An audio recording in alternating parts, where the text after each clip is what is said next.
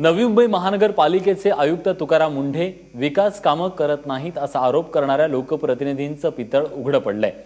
गेल्या 3 महिन्यांपासून शहरातील तब्बल 55 विकास कामांचे 120 कोटी रुपयांचे प्रस्ताव मंजुरीविना पडून राहिल्याची माहिती आता समोर येतेय।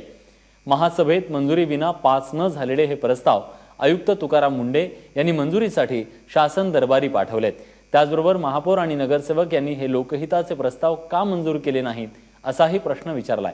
तर दुसरीकडे आयुक्त खोटं आरोप करतायत आणि महासभेने पास केलेले प्रस्ताव ते स्वतःच अंमलात आणत नसल्याचा आरोप महापौरांनी केला।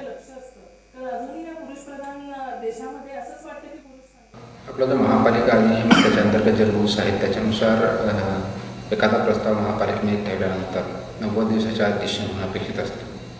जर 90 दिवसात डिसिजन झाला नाही तर तो आयुक्तांना तो शासनाकडून मंजूर घेण्याचा अधिकार आहे। तशा दृष्टीनं जे माझ्या 90 दिवसापेक्षा जास्त काही प्रस्ताव एक सर्वसाधारण 10-12 प्रस्ताव असतील असे मी शासनाकडे मंजुरीसाठी पाठवले आहेत। त्याच्यामध्ये सर्वेचा खूप मोठा प्रस्ताव आहे, आपल्या ज्या प्रॉपर्टी सर्वे जो आपण डेटा टेक्नॉलॉजी आणि 360 मार्फत करणार आहोत आणि इतर काही प्रस्ताव आहेत 10च्या आसपास आहेत ते मी शासनाकडे मंजुरीसाठी पाठवले आहेत।